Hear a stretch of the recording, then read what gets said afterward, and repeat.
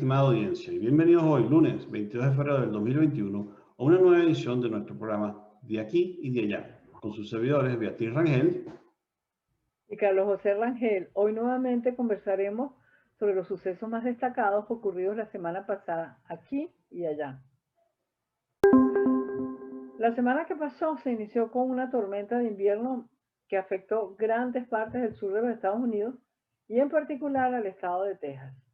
Esa fue una tormenta que puso de relieve tres temas. Uno, la necesidad de heterogeneizar la matriz energética para poder resistir mejor estas contingencias climáticas.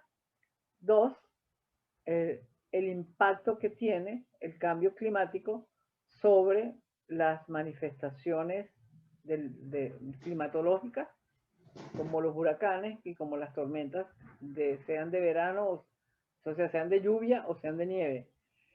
Y en tercer lugar, puso también de relieve algo que es muy importante, que es el rol que va a jugar Estados Unidos dentro del mundo en ese tema de heterogeneización de una matriz energética.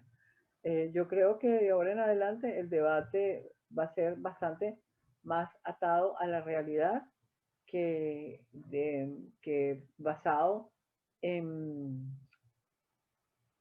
proyectos que por muy atractivos que sean, no han impactado de una manera importante la realidad que vivimos.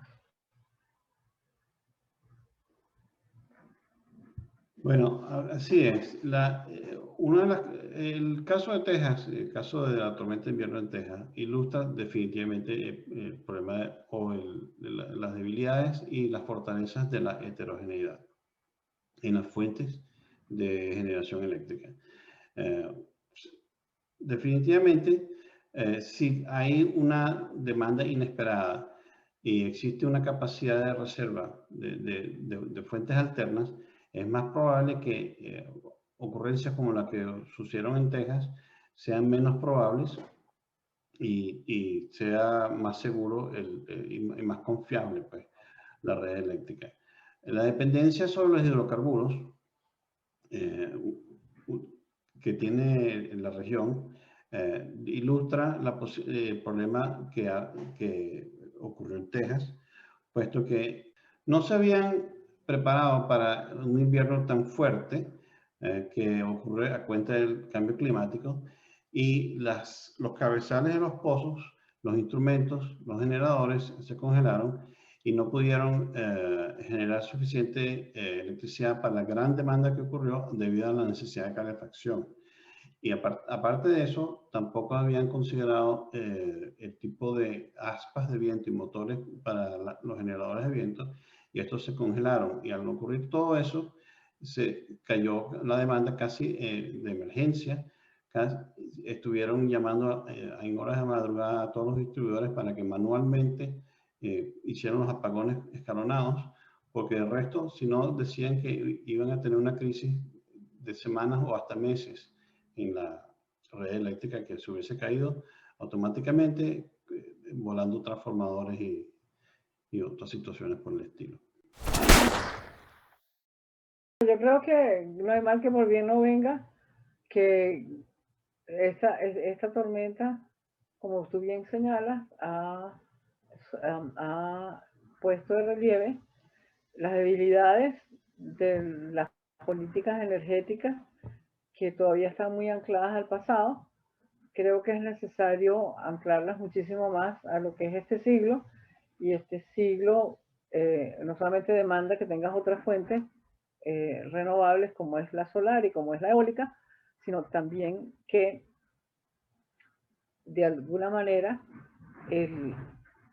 la generación de energía sea mucho más limpia de lo que ha sido desde que empezó la revolución industrial, porque al principio de la revolución industrial era carbón, que era todavía más contaminante que el petróleo. Después vinimos con el petróleo que también impacta negativamente el clima, y ahora creo que la reducción de importancia en el petróleo, en el tema de la combustión, nos va a llevar a tener un sistema energético mucho menos lesivo para el medio ambiente. Sí.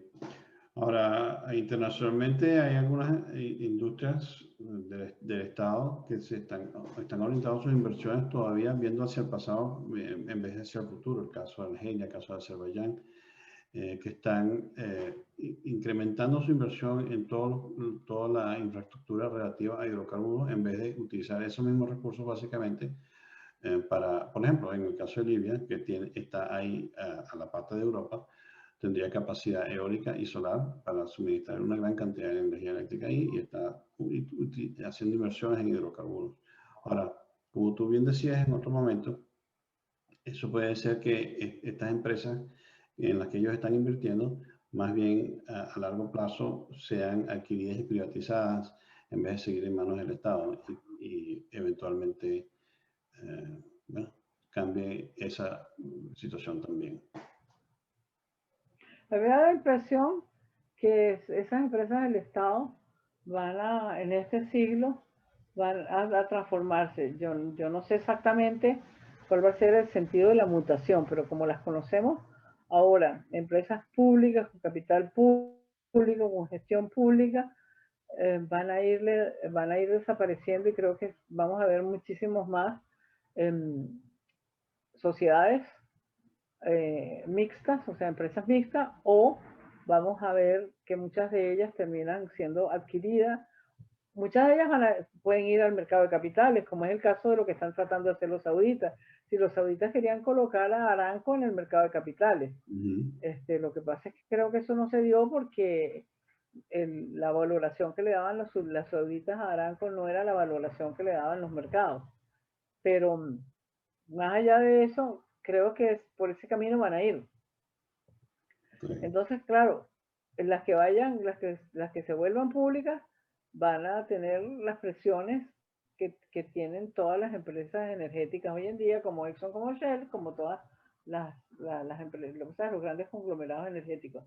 Y las que no sean públicas, de todas maneras, van a tener que empezarse a adaptar a una nueva realidad mundial, que es una realidad donde la generación de energía se hace a través de diversas fuentes. Tienes la nuclear, tienes la hidroeléctrica, tienes la eólica, tienes la fotovoltaica y obviamente tienes los hidrocarburos. Sí. Como tú decías, una heterogeneidad de fuentes de energía eléctrica. En nuestro segundo segmento queremos hablar un poquito acerca de los problemas que ha ocurrido con la migración masiva de Venezuela y la reacción que está haciendo el continente latinoamericano al respecto. Llama la atención que esta semana, que la semana pasada, el presidente Iván Duque introdujo un proyecto de ley para ajustar el estatus migratorio del 1.000.000 o más de refugiados venezolanos en ese país, que permite que se oficialice la estadía hasta por 10 años a los venezolanos que han huido de su patria y permitiéndoles trabajar, protecciones legales hasta vacunas de COVID, apegadas a una ayuda multilateral internacional, de modo tal de que no afecta, por decirlo así, el cupo COVID de los colombianos, porque eso es un tema relativamente explosivo y que puede generar una cuña de xenofobia en el mismo país. Pero ¿cómo ves tú el resto? Pero más allá de la medida de Duque, yo creo que lo que hay que analizar es el contexto regional en que esta medida se toma. El famoso grupo andino, que está integrado. Bueno, antes estaba Chile también, ahora son nada más Perú, Ecuador y Bolivia y Venezuela. Es la subregión latinoamericana más impactada por la crisis humanitaria de Venezuela. Entonces, esa subregión ha adoptado políticas que en algunos aspectos son compartidas por todas las naciones. Una de ellas, una de las directrices de política que es compartida por todas las naciones, es la búsqueda de la ayuda multilateral para enfrentar esta crisis. Ya todos los países llegaron a la conclusión que ellos con sus propios recursos no pueden confrontar esta oleada de personas que están escapando de un país para poder sobrevivir, porque en su país el único destino es la muerte por enfermedad o por hambre. En medio de una Entonces, crisis ante esto, internacional ellos están pidiendo todos apoyo multilateral. Pero en lo que son las políticas públicas domésticas, de cómo lidiar con la absorción de esta oleada de refugiados, las políticas públicas varían. En el caso de Colombia, se ha dado esta regularización de los venezolanos, pero en el caso de Perú están poniendo el ejército en la frontera para no permitir que los venezolanos entren. En el Ecuador, en este momento, las políticas son bastante menos agresivas que las de Perú, pero por razones completamente de política electoral. Están en el medio de unas elecciones, ya se dio la primera vuelta, y ahora por cierto que en la segunda vuelta, contra todo pronóstico y contra todos los dictámenes que habíamos visto la noche de la elección, quien va a la segunda vuelta no es Yacu Pérez, el representante del movimiento Pachacuti, sino quien va a la segunda vuelta es Guillermo Lasso. Con lo cual vas a tener enfrentados el correísmo y el anticorreísmo en las dos opciones electorales. Vamos a ver qué sucede. Yo pensaría que de ser electo Guillermo Lasso, lo más probable es que la política del Ecuador se acerque mucho más a la de Colombia que a la de Perú. Pero está por verse y yo pienso que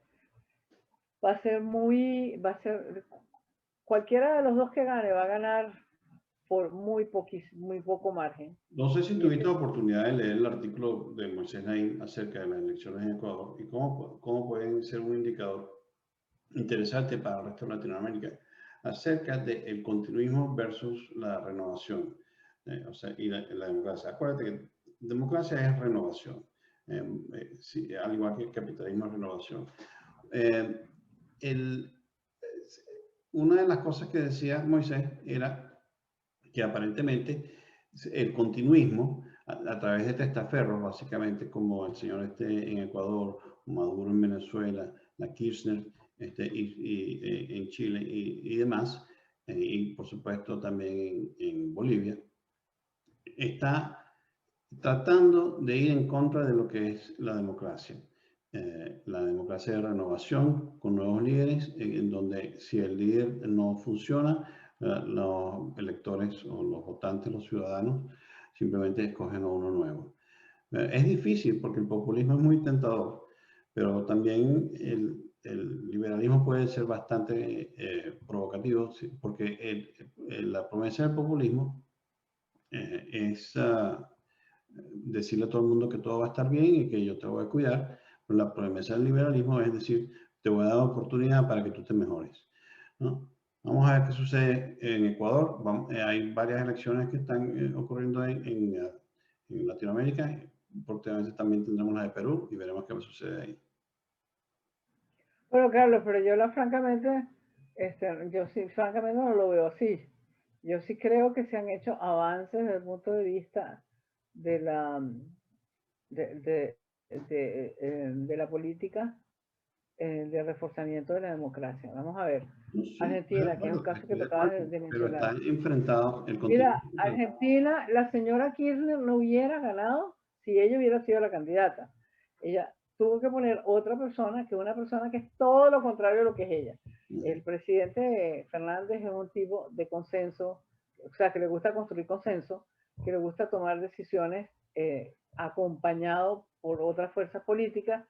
Es una persona de increíbles credenciales democráticas. Entonces, la población latinoamericana, o en este caso argentina, le ha puesto un dique a la señora Kirchner, porque si no si no hubiera habido ese cambio en las preferencias de los electores, la señora Kirchner se hubiera presentado a ella y hubiera ganado. Cosa que todo el mundo le dijo, todos los analistas dijeron, no, si es usted pierde frente al señor Macri. en el Ecuador acabamos de ver que 3/4 del electorado rechazó el programa del señor Arauz, que es un programa inspirado en las políticas públicas del presidente Correa. En Brasil no pareciera que el Partido de los Trabajadores se está regenerando, reponiendo o remontando las preferencias electorales. Si bien es cierto que el señor Bolsonaro ha sido objeto de un disenso muy grande por la manera como han manejado el COVID y por otras razones, pero la gente tampoco, o sea, el elector brasileño no está viendo al PT y a sus líderes como una opción, sino está buscando otra que le permita avanzar y que no tenga los problemas que tenían los partidos del pasado. Entonces yo sí creo que en América Latina en este momento hay avances. Ya tú vas a ver lo que va a pasar con las elecciones. Mira, las elecciones de México van a ser el mejor termómetro. Porque si AMLO pierde la mayoría calificada en el Congreso, esto es la demostración palmaria que los electores en América Latina prefieren la democracia y que ya están un poco, como te digo, se están desencantando del populismo. Sí, bueno, hablando de AMLO, no sé si viste que él está tratando de eliminar el Instituto Nacional para Transparencia, Acceso a Información y Protección de Datos Personales, que es uno de los institutos que ha logrado combatir básicamente la corrupción en gobierno, exponiendo casos de presidentes y de gobernadores y demás, y por supuesto arriesgando la vida de muchos periodistas que hacen eso. El señor está tratando de cambiarlo porque dice que un instituto autónomo que se ocupe de administrar la información del gobierno es redundante y que más bien lo debería hacer el Ejecutivo. Ahora, si el Ejecutivo es el que está controlando la información en vez de un instituto autónomo, se pierde justamente la idea de transparencia. Así que vamos a ver qué sucede ahí. Y por cierto que el INAI es una institución inserta en la Constitución mexicana, porque la Constitución mexicana es muy interesante. Yo no sé si tú has llegado a leerla, pero es un libraco inmenso que es muy fácil de reformar.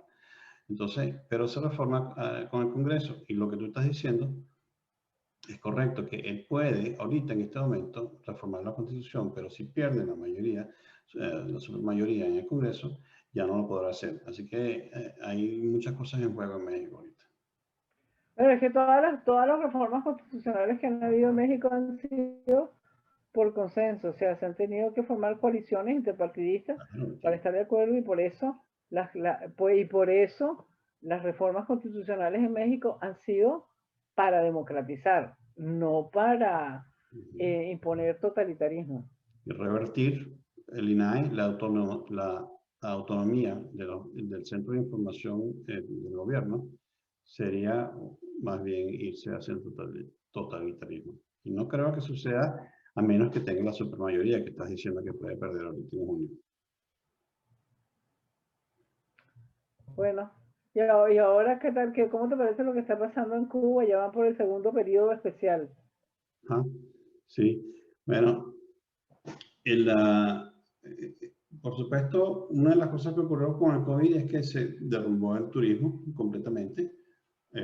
Venezuela prácticamente no les está dando ningún tipo de ayuda económica y entonces están en su segundo periodo especial, como tú dices. Me llama la atención que aparentemente están en la tercera fase de desarrollo de una vacuna del COVID, porque la industria farmacéutica en Cuba parece ser que está relativamente desarrollada a cuenta de que tuvieron que prácticamente hacer su propia medicina por todos los embargos que han habido. Pero las vacunas del COVID, no sabemos exactamente cómo se originó en China el COVID, pero China sí le transmitió todos los datos del COVID a todo el mundo de manera abierta para que cada quien pudiese desarrollar su vacuna.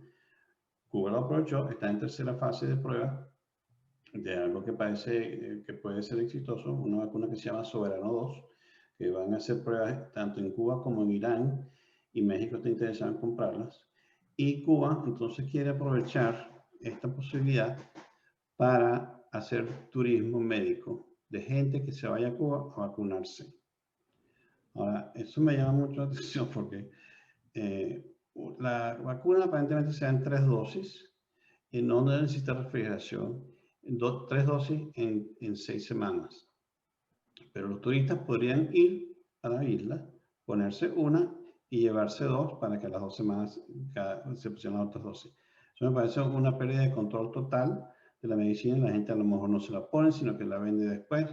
Eso, lamentablemente, eso genera, cuando no tienes todas las dosis completas de inmunización, si te infectas, puede generar variantes, como ha ocurrido en sitios donde han tratado de inmunizar a todos sin poner la segunda dosis, y entonces no se han inmunizado, se han hecho las mutaciones.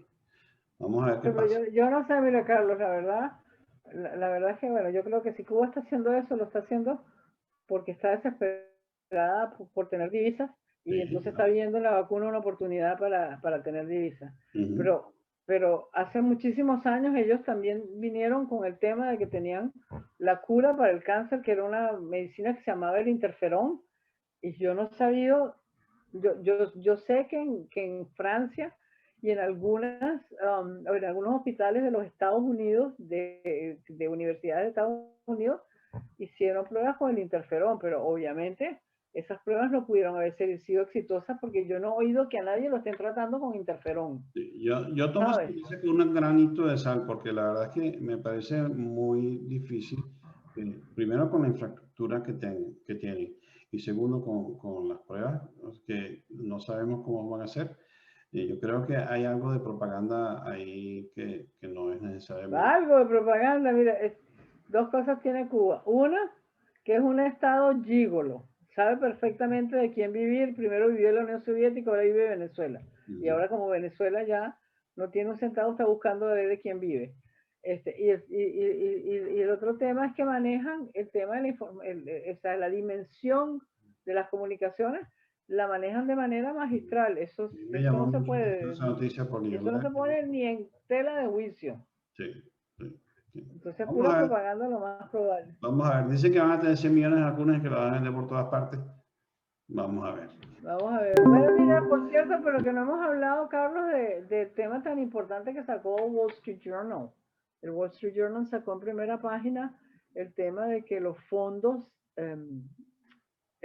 los fondos de inversión están sacando de las operaciones de inversión en reestructuración de compañías, están cargando las empresas que están reestructurando de deuda para poder sacar los dividendos. Esto podría convertirse en una burbuja que podría impactar al sistema financiero internacional, sobre todo porque la mayoría de las empresas que están bajo reestructuración son empresas que o están en mercados emergentes o o son parte de la cadena de valor de multinacionales ancladas en los países industrializados, como es el caso de los europeos y Estados Unidos. Cuando la actividad de private equity, que yo no sé cómo se dice eso en español, eh, contempla ¿qué es lo que hace cuando tú practicas el private equity? Tú agarras una compañía, eh, la analizas a fondo, ves cómo puedes mejorar su estructura de costos y cómo la puedes llevar a producir más. Ese proceso se llama reestructuración, que Correcto. reduce, Eso es lo que hacen los mejora. private equity firms. Eso es lo que hacen los private Empresa equity. Entonces, de capital entonces privado. se supone que tú metes dinero en esa compañía porque todas las reestructuraciones eh, contemplan una inversión en capital humano, en bienes de capital, en apertura de mercado, lo que fuera. Entonces, tú pones el dinero y se supone que lo vas a recuperar en la medida que la compañía empieza a producir más eficientemente y a tener muchísimo más éxito en su tarea productiva. Lo que están haciendo ahora es que ponen el dinero y entonces, obviamente, al final de año le dicen, bueno, pues, vamos a cobrar los dividendos adelantados. Entonces, claro, como las compañías no pueden, piden dinero prestado. Y eso en esta época tan incierta, donde no sabes de verdad cuál va a ser el curso que finalmente va a tomar la economía mundial, pues puede pasar que la empresa siga su plan de negocio y tenga éxitos en la ejecución de su plan de negocio, pero también puede pasar que ocurra una eventualidad como les ha ocurrido a todas las empresas con el COVID-19 y no se pueda cumplir el plan de negocio, entonces lo tengas que poner en hold por 2 años y son 2 años donde la empresa está sobrecargada de deuda y puede flotar. Ahora, si tú multiplicas eso por toda la cantidad de empresas que están bajo el régimen de private equity, son suficientes billones de dólares como para preocuparse. Bueno, eso es un tema bastante complejo. Tú tienes toda razón. Los private equity firms se dedican a cazar empresas para tratar de invertir en ellas y reestructurarlas para hacerlas más rentables. Hacerlas más rentables o sacar de ellas los activos más rentables y deshacerse de los activos menos rentables. Los activos menos rentables a veces son subsidiarias, a veces son personal, a veces son otras cosas que permiten que la empresa teóricamente sea más rentable y pueda o venderse nuevamente o simplemente lograr ganancias, utilidades mayores. Private equity firms se han visto a veces bajo la mira de muchos analistas e investigadores, porque por ejemplo en el caso de Payless, que yo no sé si te acuerdas de Payless, un private equity firm invirtió en ella y básicamente puso como gerentes a gente que no sabía del negocio de venta de zapatos baratos y destruyó la firma. Eso puede suceder. Pero lo que tú estás diciendo es un poquito distinto. Por lo que entiendo, por lo que me dijiste, están entrando, aprovechando básicamente a fin de cuentas las bajas tasas de interés para pedir dinero prestado, para meterlas en empresas que pueden ser un poco más riesgosas, de modo tal de que puedan dar mayores tasas de interés. Pero esas empresas, debido a las crisis económicas que están ocurriendo, son efectivamente muy riesgosas y pueden colapsar a un número mayor del que se espera.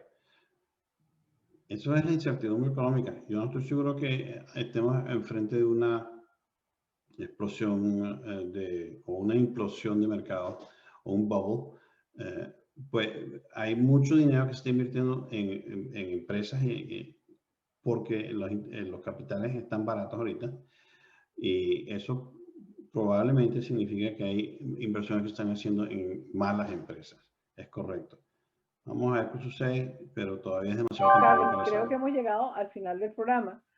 Agradecemos profundamente a nuestros seguidores su lealtad y su compañía. Y esperamos poder estar de nuevo con ustedes la semana que viene. Les deseamos, como siempre, un feliz día y una buena semana, estén donde estén.